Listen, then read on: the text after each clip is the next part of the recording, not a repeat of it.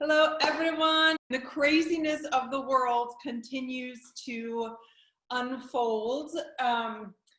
If those of you who are following me on social media, if you didn't see my post today, I did a TBT to a podcast that I did for Tony Robbins on the Mosaic career model, which is really what we talked about in our first week together, that distinction between ladder and Mosaic. And I cannot emphasize enough how much like we have just reached the border between whatever world we were living in and crazy town as relates to our careers.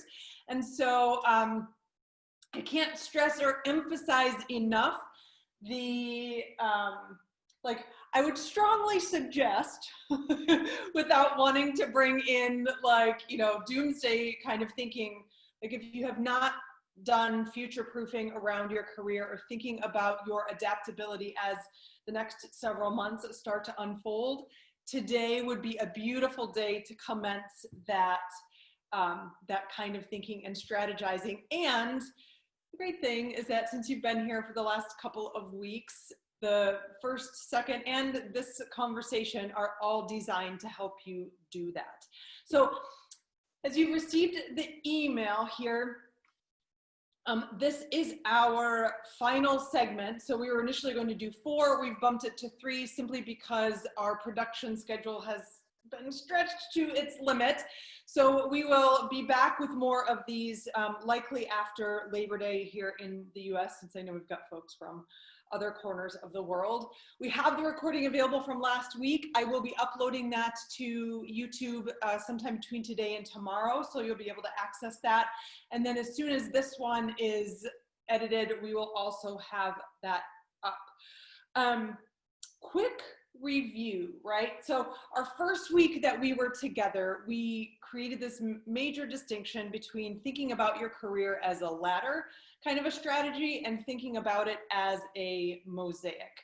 The ladder being the old school model, which by the way ended most of us up in careers that are unfulfilling, unexciting. And again, if we are spending more than 50% of our waking hours doing work or work-related activity, if you aren't fulfilled at work, you are kidding yourself if you think that your life is wholly fulfilled and fulfilling. The compartmentalization just doesn't work, folks. Shifting though over into a mosaic model, which is rooted in the things that we value the most, and by identifying those things that we value, we have much more strength in creating a transition from one segment to another, and build in the sort of the strategy and the framework that will help us actually find fulfillment in our careers.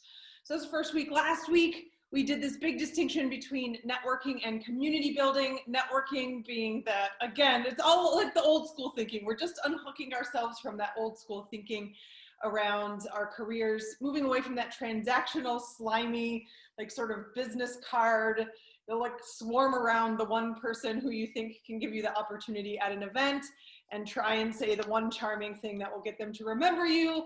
It's also desperate sounding, actually. Like even as I'm saying this out loud to you guys now, like, yeah, gross. Into community building, which is much more about, rather than what I can take from you, what I can discover about what's happening in your world, the kinds of challenges you're facing, and how I or someone who I know might be able to help you solve that challenge or that problem. And then this week, the great distinction between what we have done and who we are becoming. And I recognize the counterintuitive feel of that, just that even idea, the thinking, and because of course, like what I did in the past, people want to know about that for me and for my new job. And okay, I'm not saying that we completely ignore what you've done in the past. That said, especially if you are creating a transition for yourself of some kind, meaning moving from one industry to another, one functional area to another, moving out of the corporate world and into entrepreneurship, anything that's requiring or that has you executing on a different set of activities than the activities that you've been executing against before, this is a critical distinction, because as much as we would assume that our listeners or our potential new managers can just make that leap or connect that bridge for us. They can't. They can't, and they don't. And hiring practices over decades of time have shared or have proven that. So today we're going to talk about that distinction between what you've done in the past and who you are becoming. Why? Again, exactly what we started out this conversation with, because the job market and the situations with our jobs are about to get crazy. If we have felt that craziness from March until and through now, great. And it's not scratching the surface of what's about to occur. So the big mistake of anchoring in the past instead of putting ourselves in the future. Now, you can think about this in a greater context if you were to imagine Bill Gates as he was CEO of Microsoft versus Bill Gates as CEO, co-founder of the Bill and Melinda Gates Foundation. It's not that he wasn't CEO of Microsoft. It's not that the accomplishments that he designed, constructed, executed there aren't interesting or important or relevant. However, not all of that is directly translatable or obviously translatable to I am now running a foundation that does particularly a lot of investment in healthcare or eradicating malaria or the other kinds of challenges that he's up to creating. And I'll give you another example. A former client of mine, she's a successful entrepreneur. And when I first met her, I asked her two questions. What was her deal? Like, what was her story? What was she up to in the world? And then secondly, what was the biggest challenge that she was facing? And when she started talking to me, so who is she and what's she up to in the world? Well, she's, she went to this university, which is a great school. She went to this university and got great grades and graduated on the dean's list and was the youngest person to ever join an investment bank and make this much money and do A, B, C, and D. So all of this stuff, very laudable accomplishments. However, the last thing that she got to in kind of the last 27 seconds of her conversation with me is that she happened to be now the CEO and founder of this tech company that's massively disrupting what we understand media, retail, and sales to be. Okay. So then I asked her what her biggest challenge was. Well, I've been trying to get meetings with the big executives at this communications company and that retail organization and this marketing company and these media folks, and it hasn't happened. We're talking months of it hasn't happened. And so I said, okay, well, how about this? Because we were about to go into a big networking event where there were lots of people who filled in those blanks of the people who she wanted to meet with. And I said, how about, what would happen if you, instead of leading with all of these wonderful things, which were your past, what if you just walked into the room and said, I'm the CEO of this company that is going to disrupt this industry, and I'm in my first round of funding, and we're about, we are close to getting this done, and I would love to have you on board. I'd love to share what I'm up to with you. Okay, great. I said, just test it out. You don't have to try it once or twice. Don't need to do it forever, but just see if this works. Within less than 15 minutes, she had meetings with the people that she had been trying to meet with for months and months. And that's that difference in talking about what you've done before versus what you're up to now in the world. And you might say, well, but what about my job transition? And they need to know that I've done this thing in the past in order for me to get this job. Especially if you're creating a transformation of some kind from industry A to industry B, it is not going to be blatantly obvious. All of these connections that you've made in your mind about why your past experience is relevant to the new opportunity aren't going to be blatantly obvious, or if they are, you don't want to make your listener do the work for you. So I offer an exercise in the classes that I teach and the workshops that I give around career that helps people. I call it the kitchen sink exercise. And in that kitchen sink exercise, I invite you to write everything that you've ever done professionally with your volunteer work, stuff that you've done with your kids, anything that you have done and that you have created or built or executed or participated in basically since the university or since college. And with that list, you start to see, first of all, how much you've actually done. And second of all, what of your past experience is actually relevant to this new opportunity that you're looking for. So again, not that whatever you've done in the past isn't interesting or relevant or important for you especially, right? But the idea is, do you want it to be important for you, or do you want it to translate into the listing that's going to get you the opportunity that you're looking to create? So that translation isn't obvious. Additionally, so here's the scoop on early career stuff, especially people who have been in the job market for longer than 6 months. For longer than 6 months. Okay, I love you all, and I'm sure that whatever you did in high school or your first year in college was really cool, and nobody cares. Nobody cares. Not that it wasn't cool, again, not that it wasn't cool, not that it wasn't important, not that it wasn't a formative experience for you. However, there comes a point in everybody's career growth where you have to start cutting out past experience on your resumes. You know, and even if you created the most inventive, most innovative program in your internship from university, if that internship from university was 15 years ago, that's kind of like Uncle Rico from Napoleon Dynamite, right? Like, I was the quarterback, if coach had just put me in. It's living in glory days.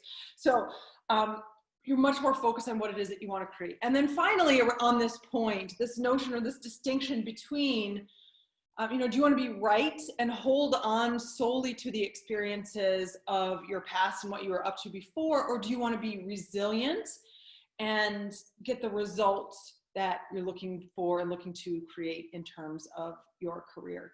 And that's, by the way, that distinction between being right and being resilient is one of the key factors to help all of us thrive as the now and the future of work continues to unfold. This ability to unhook from the things that we thought were relevant, that we thought were important, that we thought were interesting from the past, and see what's here and what's coming so that we can thrive in the space of all of this. So with that, I want to open up, before I continue on here with anything else, for a questions, comments. How is this landing for you? As you hear it, are you thinking, oh my God, I've been doing it all wrong? Are you thinking, oh my God, I've been doing it all right? Are you thinking, oh my gosh, Elisha, you're so full of it? What are you thinking? I want to know. And you can unmute yourself and or type in here, but I prefer you to unmute yourself if you can. Armand, hey Armand, how are you? What is a good process for doing a skills inventory? Sure, so again, that exercise that I mentioned of around the kitchen sink, I find is one of the most useful exercises as we look at our skills inventory. Why?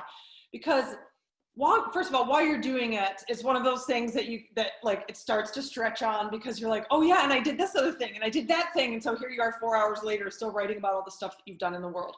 That said, the gold that's inside of this, inside of what you discover or what you outline and put on paper, is invaluable when you are creating new resumes for yourself. So you can tailor different versions of your resume to different industries based on different components of your past experience.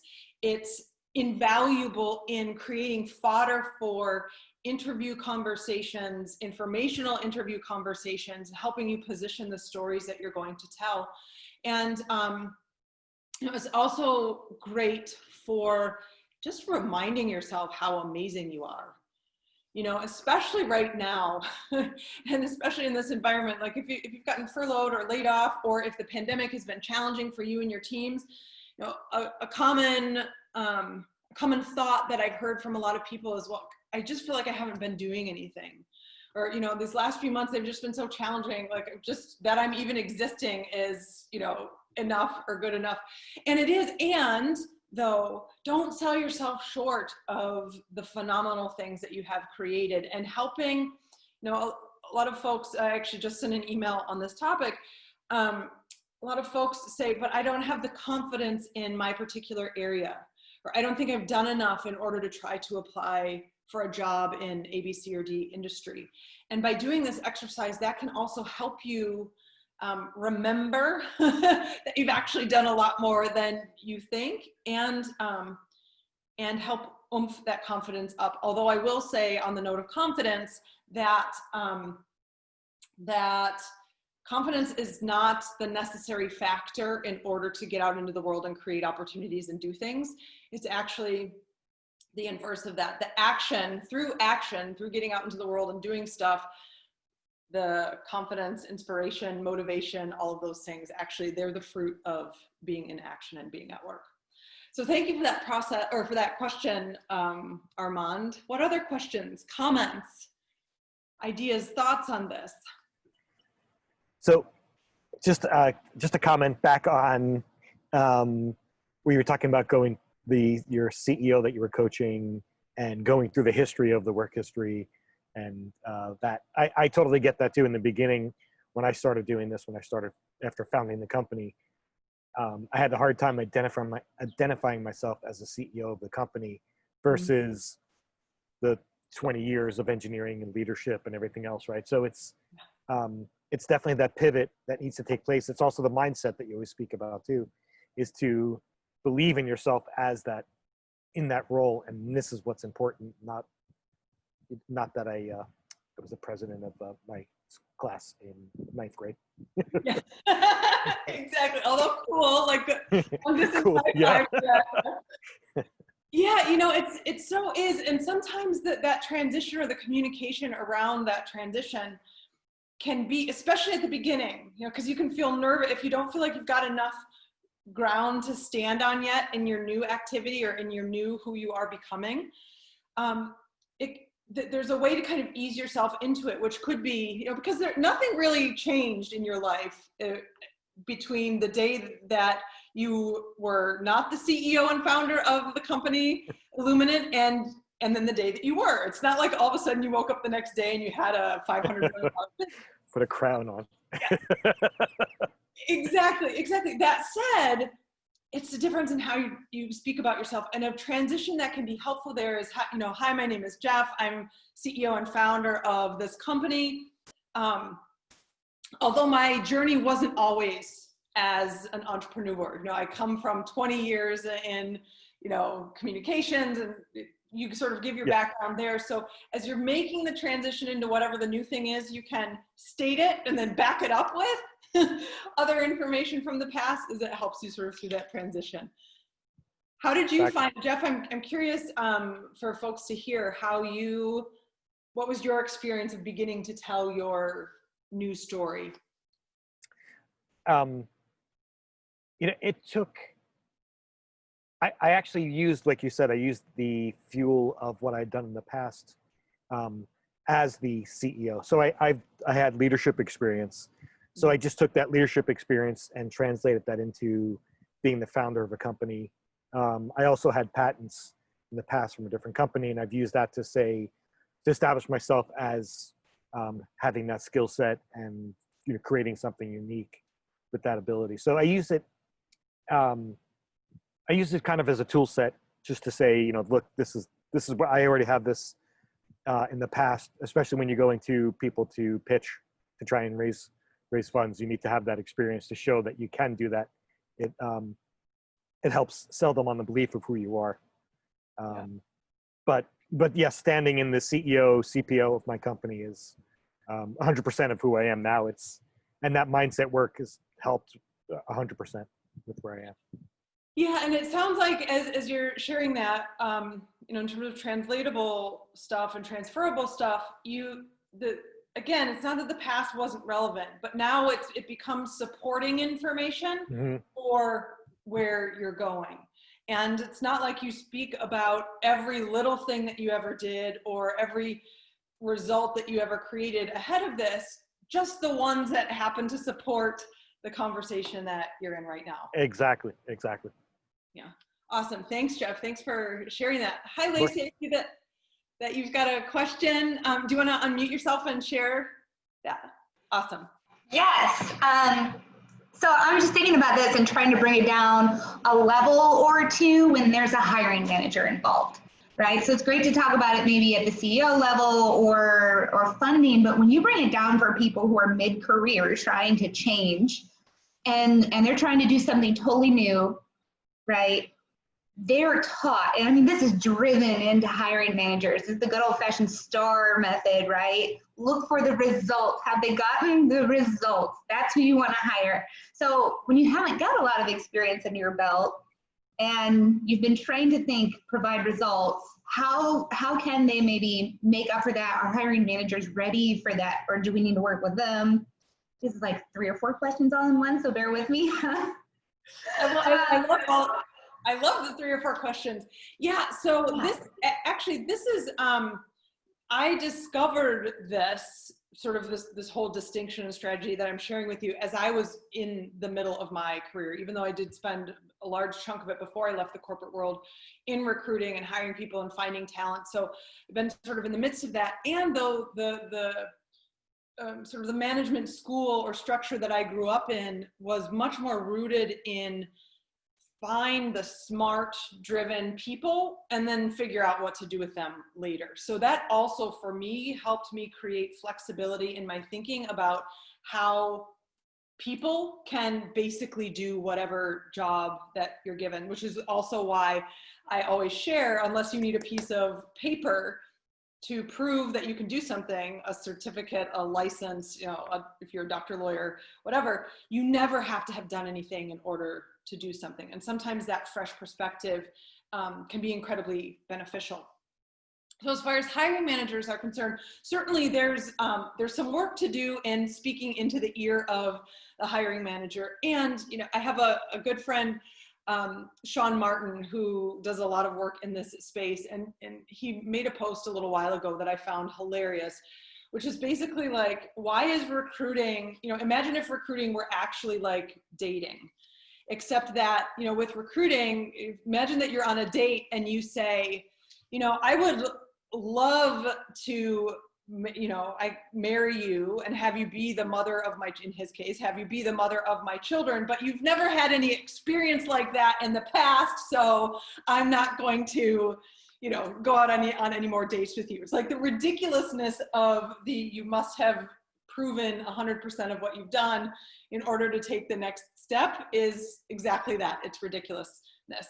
Where the power comes in, I think, and where the shift in an interviewees, so as a candidate, you telling your story, it's being able to say, so you do want to the degree that you can, you want to share that you have results in that area, which again is why that kitchen sink exercise is useful, because if you research the criteria that a hiring manager is looking for, and then you practice by looking at your resume and the things that you've done in the past, matching what you've done to the results that they're looking to create, that can end up covering a lot of ground. And let's say though, as the example, if you have done 0 of the experience that they've had, then how might you answer that question? Well, you can say, as you could see, from my past experience, I can knock out of the park A, B, C, and D criteria.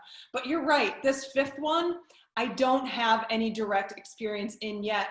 And in fact, that's why I'm interested in this opportunity, because I want to translate what I did before into growth for this. And here's how I could see that working. So again, you communicate, you complete the puzzle for them, as opposed to being like, well, why don't you just get it? Why can't you just see how great I am? Yeah, so you're answering the question that the hiring manager has that maybe they don't even know that they have before Exactly. It becomes an issue. Exactly. All of those little doubts or and actually this is, although this isn't specifically about interview prep, I think this is, brings a good note for that. In terms of interview prep, if you're looking for and creating a new opportunity for yourself, going through your resume and going through what the job criteria are and writing out your answers to every single question that you think that they're going to give you. And you can just go online to Google and type in what are the top, interview questions that people ask, and then industry specific, what are the most frequent interview questions in my industry. Then you practice what your answers are going to be for those, so that you're more prepared, and you're prepared for those moments where, gosh, I don't really have that experience, or I'm not that strong in that area, but here's how I'm going to address that moving forward. Anyone else? Anything else? Other questions, comments, ideas? Just a quick point on that for Lacey. Just going back to that for translating the existing work that the work that you've done in the past for a new position. I helped coach somebody that had done video editing for different brands, trying to get into branding, and he didn't think he had any branding experience. And then going through his entire life cycle of what he's done, he was working on branding for different brands. And so that helped him, looking at it from a different perspective, and maybe working with a coach too, Lacey, or, just getting somebody's perspective on that can help as well. Jeff, I love that you brought that up, because I teach this class called Design Your Dream Job, and I have a great cohort of students this time, and a couple of them are asking, I don't feel like exactly that. I don't feel like I have experience in this extremely analogous, very adjacent, almost exactly the same thing industry, and so it's oftentimes just helping people see, wait a minute, it is actually very translatable, or much more similar than you think. And also, I think this is also a male-female thing. The data will tell us this. Men will often, have like 40% or 50% of the criteria available and will still apply for a job.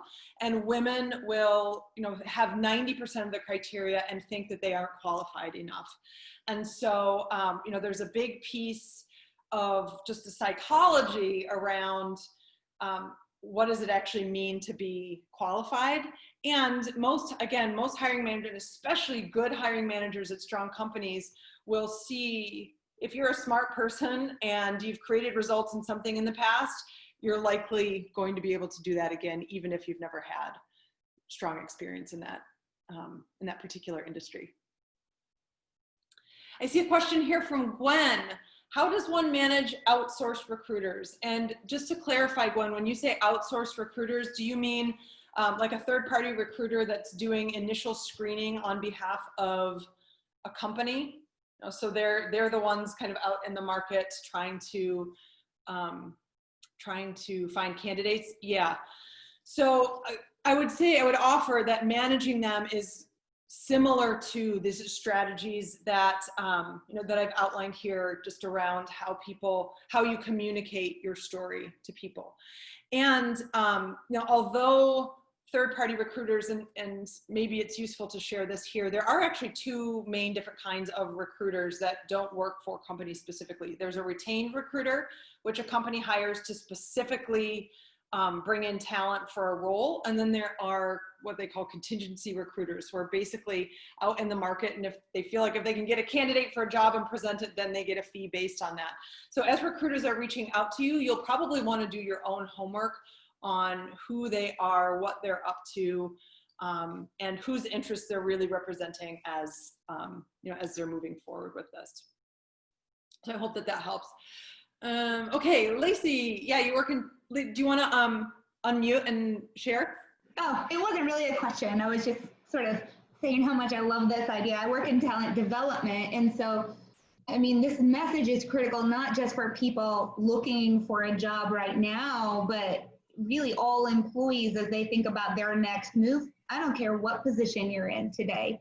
That almost it's a grassroots movement. They may have to open the eyes of the interviewer, right, who's maybe not trying to change their job or hasn't been taught this new ways. This is very ingrained in companies to focus on past results.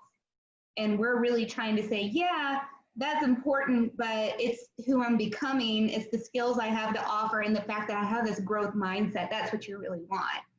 And so I was just commenting that I love this perspective of it all for all employees. And so it's just something I can carry back to what I do.